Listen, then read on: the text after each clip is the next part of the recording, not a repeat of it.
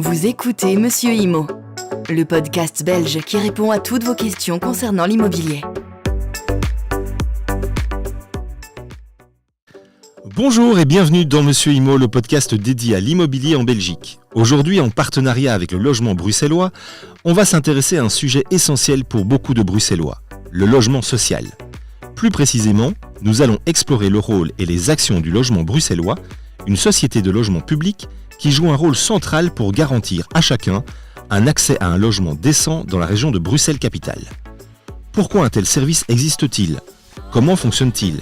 Et comment contribue-t-il à améliorer la qualité de vie des Bruxellois ? C'est ce que nous allons voir dans cet épisode. Pour commencer, situons un peu le cadre. Le logement bruxellois, c'est l'une des principales sociétés de logement public à Bruxelles. Sa mission ? Permettre aux ménages à revenus modestes d'accéder à des logements abordables, de qualité et adaptés à leurs besoins, en leur apportant un accompagnement social. Sous la tutelle de la SLRB, Société du logement de la région de Bruxelles-Capitale, le logement bruxellois gère un patrimoine immobilier de plus de 4000 logements sociaux, répartis dans différents quartiers de la capitale belge. Au-delà de cette mission, le logement bruxellois est aussi acteur dans les politiques d'inclusion sociale et de développement durable. Dans une ville comme Bruxelles, où la demande de logement est très forte, sa mission est plus importante que jamais. Passons maintenant aux conditions d'accès à ces logements sociaux. Le logement bruxellois accueille les candidatures de personnes ne possédant pas de biens immobiliers, avec des revenus sous un certain seuil et résidant en Belgique. Contrairement au marché privé, ici les logements sont attribués selon des critères de priorité, tels que l'ancienneté de la demande et la composition de la famille. Ce processus vise à garantir que les logements sociaux soient accessibles à ceux qui en ont vraiment besoin. Les candidats déposent un dossier qui est étudié avant de les inscrire sur une liste d'attente. Ce processus peut parfois être long, car la demande ne cesse d'augmenter. Actuellement, plus de 50 000 candidats locataires attendent un logement sur toute la région bruxelloise. Et, en regard, le nombre de logements disponibles reste limité. Une fois en tête de liste, le candidat est invité à visiter un logement et, s'il l'accepte, à finaliser son dossier pour signer le contrat. En cas de refus non justifié, la candidature peut être annulée. Nous avons eu des retours de certains bénéficiaires qui racontent comment cette aide a transformé leur vie. Pour eux, habiter dans un logement social signifie souvent retrouver une stabilité, un sentiment de sécurité. Un autre aspect important du logement bruxellois, c'est la gestion et l'entretien des logements. Les équipes sur le terrain interviennent régulièrement pour assurer l'entretien et la sécurité des bâtiments. Elles font en sorte que les logements respectent les standards de sécurité, d'habitabilité et au besoin interviennent pour gérer les sinistres ou effectuer les rénovations.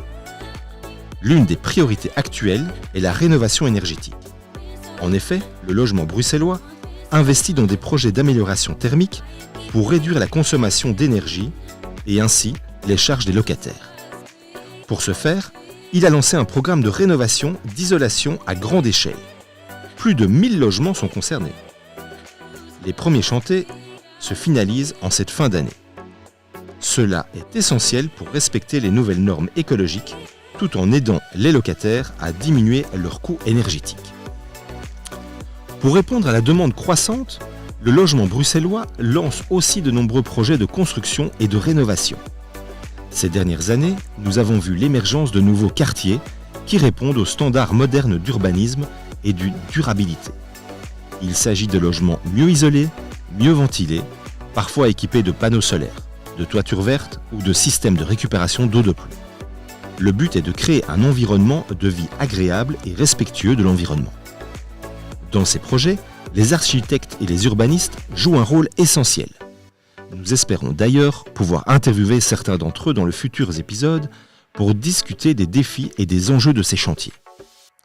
Un autre aspect parfois moins visible est l'accompagnement social des locataires. Le logement bruxellois ne se contente pas de fournir un toit, il s'engage aussi pour aider les locataires à s'intégrer pleinement dans la société. Des travailleurs sociaux apportent une aide dans différents domaines, démarches administratives, difficultés financières, problèmes familiaux, conflits de voisinage, soutien scolaire pour les enfants et recherche d'emploi. Cet accompagnement permet de favoriser l'intégration et le développement des locataires au-delà du simple logement et rejoint l'ambition du logement bruxellois qui vise à remettre en route l'ascenseur social. Certains résidents expliquent que dans cet accompagnement, les aide à se stabiliser et à avancer dans leur vie. Pour conclure, intéressons-nous aux défis que rencontre le logement bruxellois et aux perspectives pour l'avenir. Le principal défi, bien sûr, est de répondre à la demande croissante de logements. À Bruxelles, le parc de logements sociaux ne représente que 7% de l'ensemble des logements, tandis que la demande croît et que la liste d'attente dépasse les 50 000 ménages.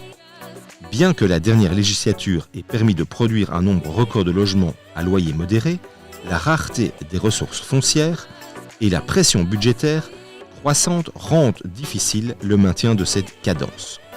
Le défi de financement s'amplifie dans un contexte d'austérité et le secteur doit jongler entre l'entretien et la rénovation du bâti existant, tout en cherchant à développer de nouvelles unités.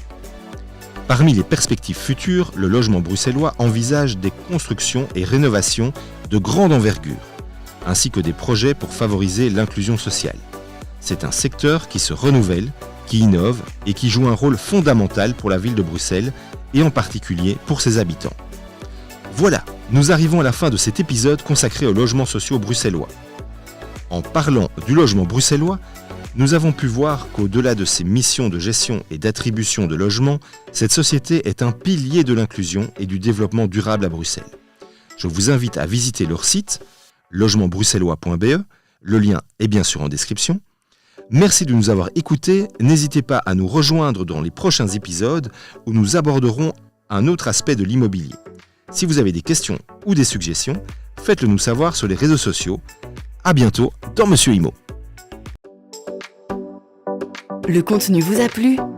Abonnez-vous et retrouvez encore plus de contenu sur www.monsieurimo.be.